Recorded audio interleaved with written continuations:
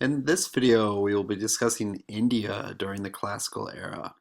The big questions we need to be able to answer after watching this video are: first, why are empires less common in Indian history than, say, in China or in the Mediterranean region or in the Middle East?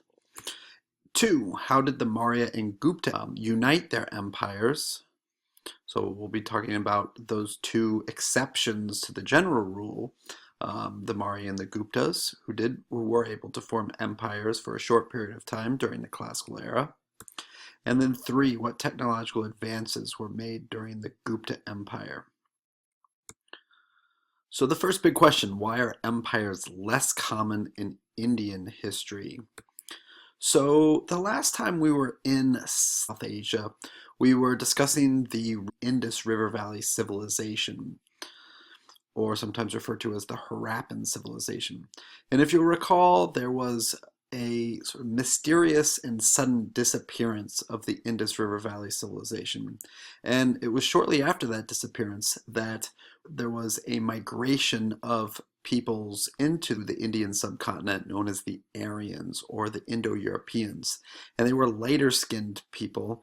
So following the collapse of the Indus River Valley civilization, these Indo-Europeans, known as Aryans, migrated into the Indian subcontinent, and that detail is going to be important later on when we start discussing Hinduism and the caste system. So just plant that seed and later on it'll germinate. So back to the big question. So why was it so difficult in India for empires to form? One of the reasons why it's so difficult is because India is incredibly diverse. It's culturally diverse. It's ethnically diverse. There are many different religions that were practiced in the region. There were many different languages that are spoken on the Indian subcontinent, and it's still incredibly diverse today. So we can see this modern day map of the languages spoken in India today. The predominant language is Hindi, but there are many others like Bengali and Urdu and Punjabi. We can also see a map showing the various religious traditions. The predominant religion is Hinduism, with about 80% of the people in India practicing Hinduism today. But we can see strong pockets of Islam, some pockets of Buddhism and Christianity, and then Jainism and Sikhism as well. So as a result of all of this diversity, political fragmentation essentially became the norm in India. In other words, India has, for the most part, been decentralized with lots of smaller, more localized control by various princes or regional rulers. Now, we discussed how the Persian Achaemenid Empire stretched all the way to the Indus River Valley. Later, the Persians would be conquered by Alexander the Great and Alexander's empire. So it's basically those two empires on its boundary that introduced the Indian subcontinent to the concept of empire, or a centralized political control, or a centralized state. And so there would be two empires that formed during the classical era. The first is known as the Mauryan Empire. It lasts from 324 to 184 BCE, so not a significant period of time, just around 150 years the Mauryan Empire was around. And also later the Gupta Empire from 320 to 550 CE. Both these empires briefly unified India during the classical era, and again, they are the exception, although we will spend more time focusing on those two empires because it's far harder to study regions where there is decentralized political control. It's just too complex, and so we tend to spend more time focusing on the easier to explain empires like the Mauryan and the Gupta. So the second big question we need to be able to answer is, how did the Mauryan and Gupta unite these empires? So Chandragupta Maurya founded the Mauryan Empire in 324 BCE. Don't get confused because later we'll talk about the Gupta Empire, but Chandragupta Maurya is the founder of the Mauryan Empire. Now, it's Chandragupta Maurya's grandson, though, who's the person that you really need to know from classical India, a man named Ashoka. And Ashoka completed the unification process. He spread the Mauryan Empire down into the more southern region of India. And Ashoka experienced this really important event and turning point in his life when he was fighting a war against the Kalingas.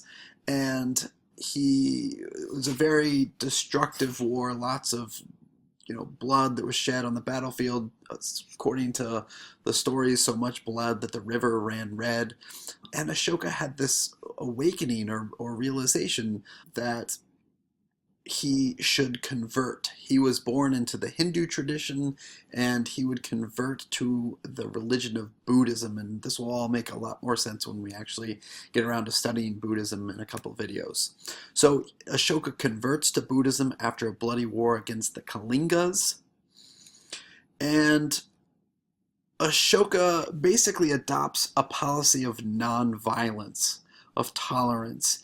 He chooses a path to try and establish himself as being a benevolent leader. He tries to engender love by foregoing violence and adopting some of the more nonviolent principles of Buddhism.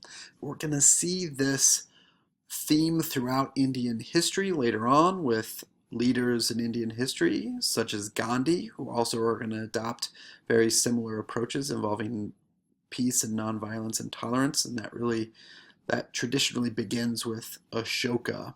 Now, Ashoka, in order to spread this message, in order to unify the Mauryan people, he builds a series of stupas, which are Buddhist shrines. They're dome-like in shape. And he also built a number of rock pillar edicts, which you will see here, these rock pillars with text inscribed on them and a lion at the top. So these stupas and edicts would promote Buddhism and describe how this battlefield conversion came about. Now, the Mauryans developed an elaborate bureaucracy. That was another way in which Ashoka and later emperors were able to unify such large, diverse territory, much like the earlier Persians, establishing a bureaucracy. And like the Persians, they had a network of spies to ensure that the local leaders who were delegated control were acting in the best interests of the emperor. So after Ashoka's death, though, decentralized rule is going to return to India. As you can see, all of these various kingdoms and principalities that were smaller in structure. Now, in terms of the Gupta Empire, one way in which they were able to unify and unite their empire is through the participation in trade. So the Guptas were heavily involved in trade along the Silk Road trade network, which spanned Eurasia. And also down here, they were involved in Indian Ocean sea lane trade. Now, what kind of commodities or goods were the Indians trading? What did the Chinese, what did the Persians want from India? They wanted spices, such as pepper. Especially the Romans, the Roman Empire during the classical age, loved some pepper. So be aware of the emerging spice trade that's being exchanged both along the Silk Road and also the Indian Ocean sea lanes, and those spices that are unique to India that were highly valued in other regions around the world. Now, the Gupta Empire is going to end with an external invasion by a group known as the White Huns. These are pastoral nomadic peoples, and so you can draw a similarity between the way in which the Gupta Empire ended with the invasions by pastoral nomadic groups, with the same thing, the Han Chinese eventually collapsing as a result of invasions by a group known as the Xiongnu, and also in the Roman Empire, which ends as a result of invasions by Germanic people like the Visigoths, the Ostrogoths. So, what technological advancements were made during the Gupta Empire? So, the Gupta Empire is really considered a golden age of Indian culture and history. And it's during this golden age that we're going to see a number of advances made in South Asia.